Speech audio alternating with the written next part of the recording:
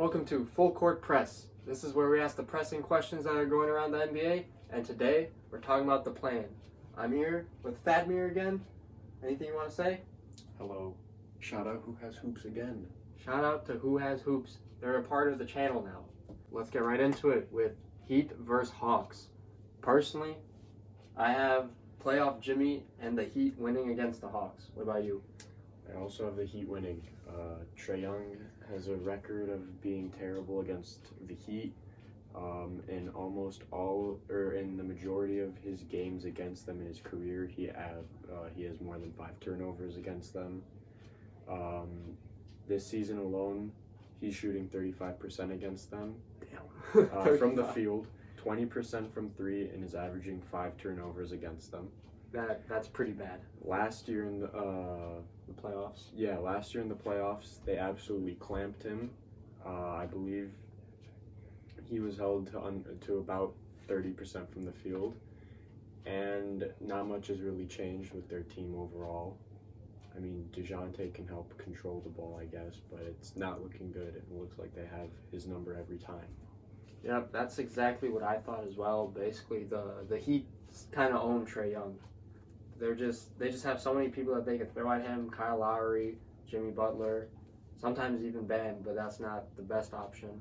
But you're going to make Trae Young feel uncomfortable, and DeJounte, hopefully, that's what the Hawks intended with doing with him when they brought him over to Atlanta, was to help Trae Young be another ball handler. But honestly, I think this is going to be a cakewalk for the Heat. I don't think that they're going to take this game very lightly, and Jimmy wants to get it over with. He's been saying that people have been doubting the Heat. He just had an interview talking about he doesn't care about the noise. People didn't pick them to win before, and they're not going to pick him now, but he's ready to play. Playoff Jimmy's a different breed, so He definitely wants that rematch with Boston again in the first round. that'll be something. But the other matchup in the East is the Toronto Raptors and our Chicago Bulls. Who do you have in that matchup? I'm biased, so I'm picking the Chicago Bulls. Team's been great recently. They have been on a roll. 12-7 in the Pat Bev era. Shout out Pat Bev. Pat Bev era, baby. The biggest concern is on the boards. Last time, or just in general in the season, we're getting outboarded really badly by them. We don't really have size or great rebounders besides Drummond and Vooch. Everyone on their team is damn near like 6'8" plus. Yeah, they have a lot of length. I remember the first game of the season we played against them, a guy that gets no minutes now, or very little minutes on their team, Christian Koloko, I absolutely murdered us. So that lets you know how bad we are against them in terms of rebounding. But our defense has been great. I think as long as Patrick Williams actually plays like more than he normally does to help with the length, will be good. Just got to have everyone that isn't really DeMar or Zach start hitting their shots, because that's what Toronto likes doing on defense. Nick Nurse wants to surround the stars on defense so they can't kill them, but rather have the role players kill them. So I think Zach and DeMar can pass pretty well out of that stuff. So they should be fine as long as our guys are just hitting their shots.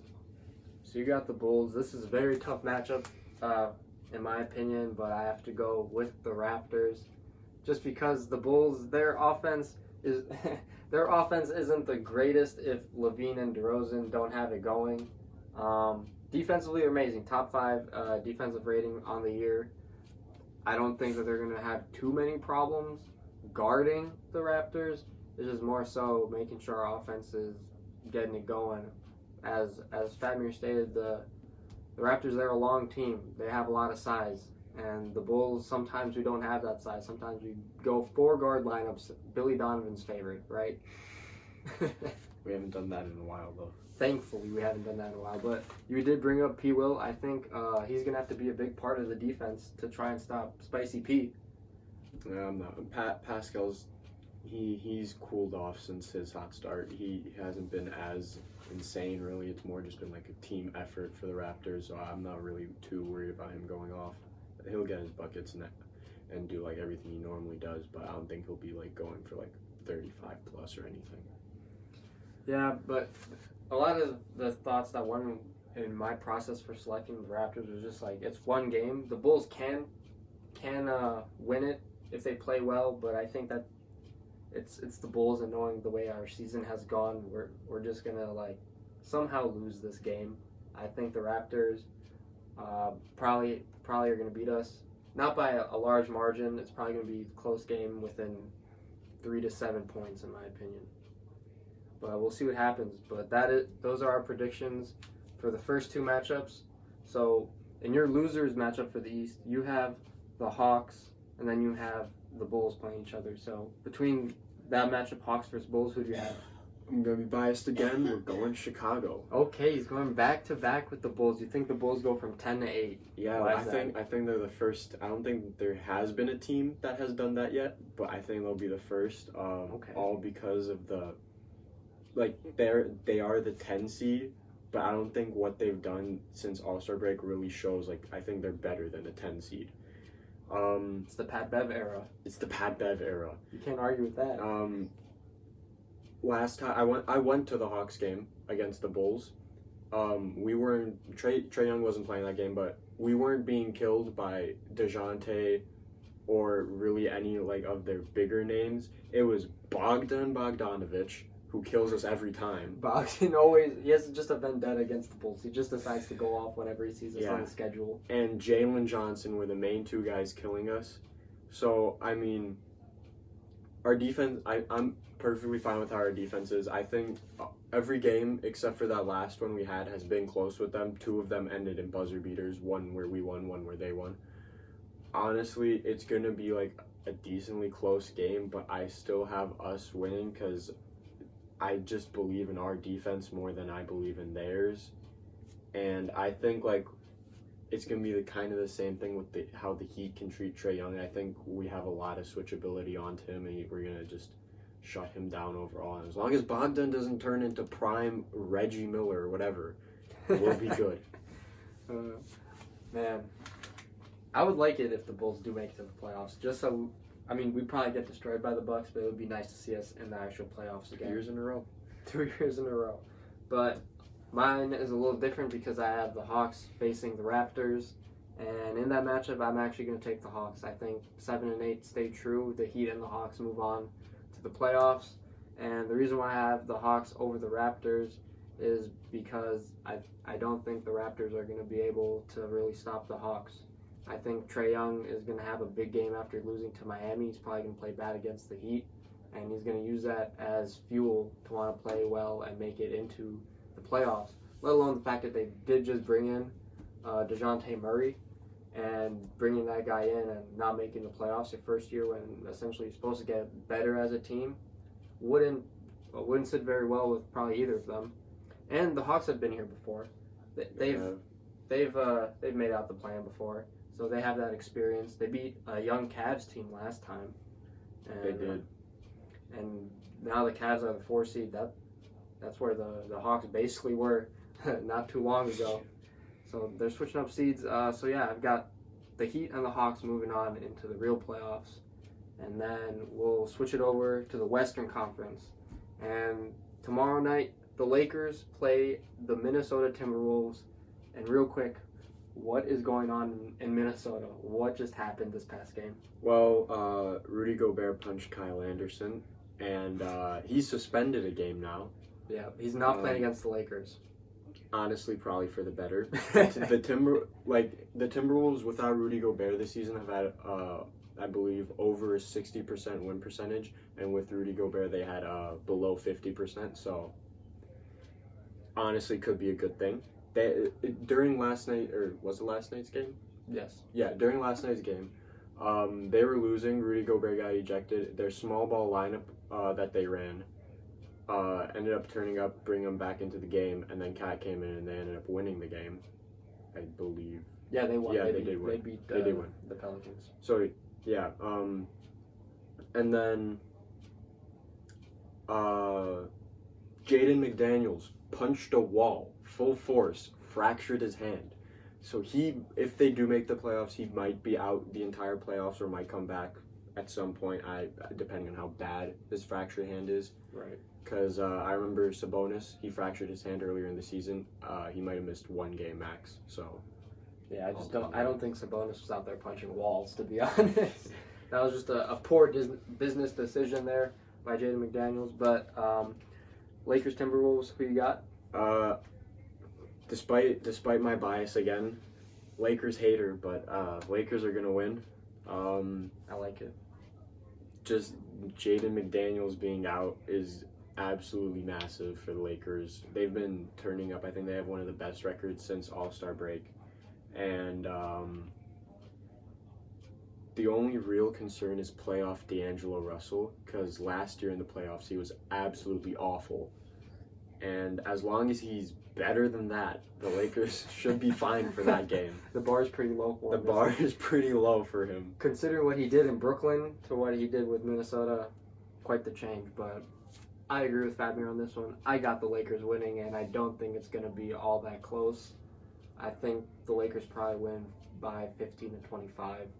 I personally think it'll still be a pretty close game. Anthony Edwards absolutely wills his way every time with this team. He's a dog. He's got his defense has been a lot improved from last season. You can tell he just wants to will this team to win every time. So I don't think he's gonna let it be as bad as you think it's gonna get. I think it's just gonna be that way just because Gobert isn't gonna be there. Plus Jaden McDaniels is not gonna be there. I think that their defense kind of falls off a little bit because those two guys aren't there. Plus, you're going to throw Jared Vanderbilt and Anthony Davis onto Cat. You could have both of them switch on and off. I think D'Lo's also going to have a revenge game. I think I came out with a short, probably going to release that probably tomorrow, talking about this is what D'Lo's stats are going to be. He's going to have 21, 4, and 8 in his revenge game against the Timberwolves. For whatever reason, those are numbers I picked. I see it happening. It's very nasty. Plus, LeBron is not going to lose to play another game. He just doesn't want to do that. He wants to go ahead and make it one and done. They're going to play the Grizzlies. Personally, I said this in our last full court press video. If the Lakers play the Grizzlies, I want the Lakers to win. So I want to see that happen. I want to see the Lakers play the Grizzlies. I win either way with that series. Yeah, you win either way because you're a Lakers hater, but it's fine if they beat the Grizzlies. Yeah. So yeah. Dominant performance by the Lakers tomorrow against the Timberwolves because of their lack of defense without McDaniels and Gobert. And I think D'Lo just has a revenge game against the Timberwolves. Moving on to the next game, we've got the Pelicans versus the Thunder, two up-and-coming young teams. I have the Pelicans winning just because I don't think the Thunder really care if they win or not. Pelicans have also been really hot recently. Let me check real quick, but I think it's 8-2 in their last 10 or something like that. Brandon Ingram's been on an absolute tear. Love it. He has been BI, and this is all without Zion, but they're used to playing without him. He's finally gotten back to what everyone remembered from last season in the playoffs. 7-3 in their last 10. It's pretty good. So yeah, he's been dominating. Fourth quarter stretches whenever they need him, just like last night's game against the Timberwolves. Tough shots, mid ranges, knockdown. He's getting back to what he should be. Really, Trey Murphy too. He's been absolutely insane for them. Big rise from last year. I don't think not many people expect that rise either. He's been really good with Zion out. The one thing that should concern any Pelicans fan or people picking the Pelicans is CJ McCollum. He's been not great this season. Shot selection is not great. As long as he doesn't really play as bad as he can, as bad as he can, they should be fine overall. Okay, I like it. I'm also going to go with the Pelicans on this one. We both have matching picks once again. And not because I don't think the Thunder care enough, but it is because I'm a generational Thunder hater. Someone argued with me about a comment I made on Instagram. This was right after the draft. So that's the only reason why I'm not picking the Thunder. I'm a generational Thunder hater, and I just don't want to see them succeed. Albin has been getting cooked by this dude every time as well. I've been getting cooked allegedly, but I've also been cooking back. It's all right. It's all right. It's objective. We're not going to bring it up now. We're going to talk about it later, okay? But yes, the Pelicans are going to beat the Thunder. I don't care how they do it, how much it is by. I got the Pelicans. And that leaves us with Minnesota and the Pelicans. I think this was a play-in matchup last year too. No, No? they didn't play each other because Minnesota beat the Clippers, and the Clippers. Oh played, yeah, that's right. The Pelicans. So the Pelicans were, what were they, 9? Yeah, because they beat They're the 9 Spurs. again. Yeah. So the Pelicans have been here again. Yeah. Against another injured team. So, in Gobert's return, who you got? Pelicans, Timberwolves. I mean, Gobert really doesn't matter against the Pelicans because Valanciunas, I guess, but like he's really not that big of a problem regardless. Zion's not there, so like Gobert kind of doesn't really matter as much as he could. Like against the Lakers, he'd matter a lot more. Jaden McDaniels probably He's not playing. won't play that game. There's a chance he does. He pulls off That would be a miracle. he if pulls showed off a up. Sabonis, but that man punched the wall pretty hard. Yeah. So I don't think he comes back for that game. And they don't have they're gonna. Oh my God, they're playing Luka Garza in the play-in. They might be playing Luka Garza in the play-in. The Timberwolves? Yeah, Because they don't have an Naz Reid, right? yeah, he's also out for the season. Yeah, I think the Pelicans are gonna win that game, unless CJ McCollum does his thing, you know. But I think the Pelicans should win that game. It'll be interesting. I think it'll be a really close one though. I think it's gonna be like last night's game, where it's gonna be between Ant and Bi towards the end, just like Going trading back and shots. forth. But I think it's gonna be the Pelicans. Yeah, I also think it's going to be the Pelicans just because they have the experience of getting out the play. The Timberwolves do too, but now with this new squad and without Pat Bev, the Pat Bev era really matters. So I have the Pelicans just because I also want to see the Pelicans back in the playoffs. They were very exciting to watch against Phoenix last year in their series, and if Zion could just stay healthy and actually play in the playoffs, that would be fantastic. I'm rooting for him. I'm rooting for the Pelicans to actually be pretty good when he's back, but they're used to playing without him. I also think it's going to be a pretty close game, as they had on a Sunday.